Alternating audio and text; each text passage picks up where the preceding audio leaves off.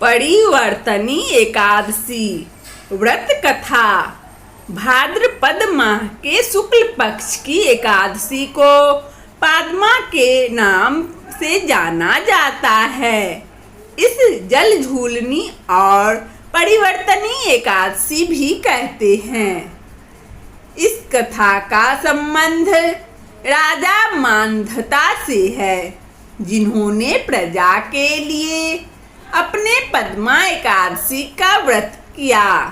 भाद्रपद माह के शुक्ल पक्ष की एकादशी को पद्मा के नाम से जाना जाता है। शास्त्रों में भगवान श्री कृष्ण जी कहते हैं, इस उत्तम व्रत का अनुष्ठान जरूर करना चाहिए। पद्मा एकादशी के दिन कथा के बाद जल से भरे हुए घड़े को ढककर दही और चावल के साथ ब्राह्मणों को दान देना चाहिए। साथ ही छाता और जूता भी देने चाहिए। दान करते समय इस मंत्र का जाप अवश्य करें। नमो नमस्ते गोविंद बुध श्रवण संज्ञक अधोगसन्यक्षं कृत्वां सर्वसौख्य प्रदो भव भुक्ति मुक्ति प्रदसेन लोकानां सुखदायकः। कथा इस प्रकार है। एक बार युधिष्ठिर ने भाद्रपद माह के शुक्ल पक्ष की एकादशी की नाम, देवता और पूजा विधि के बारे में पूछा। प्रभु श्री कृष्ण जी ने कहा कि युधिष्ठिर, भाद्रपद माह के शुक्ल पक्ष की एकादशी पद्मा यानी परिवर्तनी एकादशी है। इस व्रत कथा को पढ़ने और सुनने से व्यक्ति के सभी पापों का नाश होता है। इस दिन भगवान श्री केश की पूजा की जाती है। सूर्यवंश में मांधाता नामक एक चक्रवर्ती सत्य प्रतिज्ञ और प्रतापी राजर्षि हो गए हैं। उनके राज्य में अकाल नहीं पड़ता था। प्रजा को मानसिक चिंताएं नहीं सताती थी और व्याधियों का प्रकोप भी नहीं होता था। उनकी प्रजा निर्भय और आर्थिक रूप से धन समृद्धि थी। महाराज के कोष में केवल ईमानदारी से अर्जित धन का ही संग्रह था।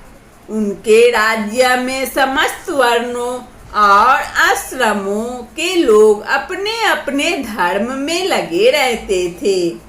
मांधाता के राज्य की भूमि कामधेनु के समान फल देने वाली थी। उनके राज्य काल में प्रजा का जीवन काफी सुखहाल रहता था। एक बार किसी कर्म के फल भोग के कारण राजा के राज्य में 3 वर्षों तक बारिश नहीं हुई, जिससे भूख से पीड़ित प्रजा नष्ट होने लगी।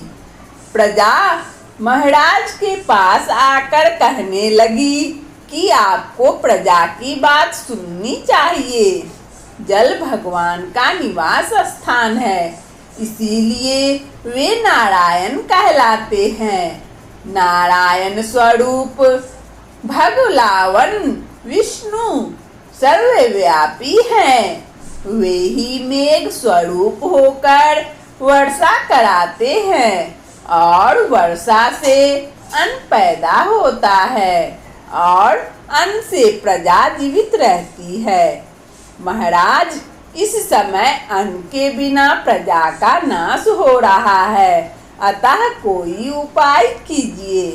राजा ने कहा कि आपने सही कहा है, अन्न को ब्रह्म कहा गया है। अन्न से ही प्राणी जीवित रहता है।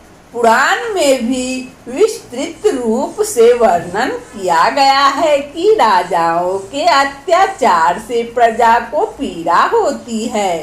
लेकिन जब मैं विचार करता हूँ तो मुझे इसमें मेरे कोई अपराध नहीं नजर आते हैं।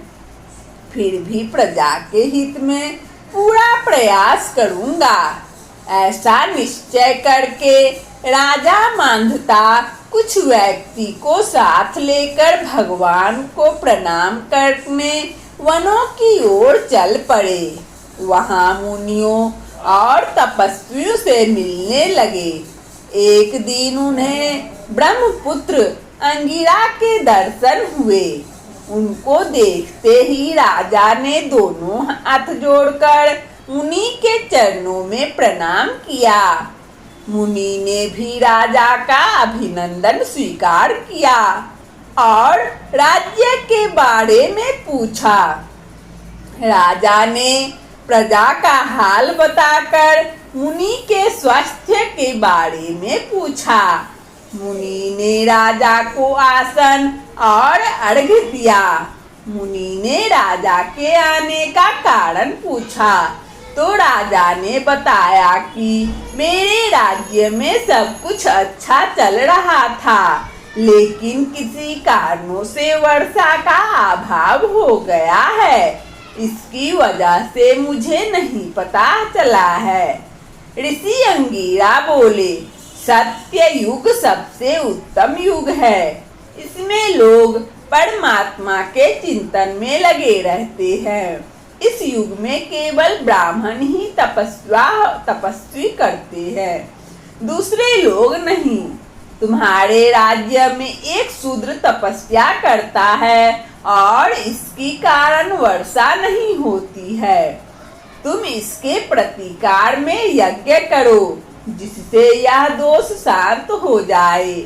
राजा ने कहा, मुनिवर, एक तो वह तपस्या में लगा है और उसका कोई अपराध भी नहीं है, इसीलिए मैं उसकी तपस्या अवरोध नहीं उत्पन्न करूंगा। आप दोष को शांत करने के बाद उसको अपना उपदेश कीजिए। ऋषि बोले, राजन, यदि ऐसी बात है तो एकादशी का व्रत करो। भाद्रपद मास के शुक्ल पक्ष में जो पद्मा नाम से एकादशी होती है, उसके व्रत के प्रभाव से निश्चय ही उत्तम वृष्टि होगी। तुम अपनी प्रजा और परिजनों के साथ इसका व्रत करो। ऋषि का यह वचन सुनकर राजा अपने घर लौट आए। उन्होंने प्रजा के साथ भादो के पद्मा एकादशी का व्रत किया। इस प्रकार व्रत करने पर मेघ से पानी बरसने लगे। हरी भरी खेती से धरा सुशोभित होने लगी। उस व्रत के प्रभाव से सब लोग सुखी हो गए। इस कथा को सुनने के लिए आप सभी श्रोताओं एवं बंधुओं को बहुत बहुत धन्यवाद। यदि हमारा यह परिवर्तनीय एकादशी की कहानी अच्छा लगा हो तो कृपया लाइक और सब्सक्राइब अवश्य करें। इसी तरह की कहानी सुनने के लिए हमारे इस चैनल को सब्सक्राइब अवश्य करें और कमेंट में जय श्री हरि विष्णु नारायण अवश्य लिखें। धन्यवाद।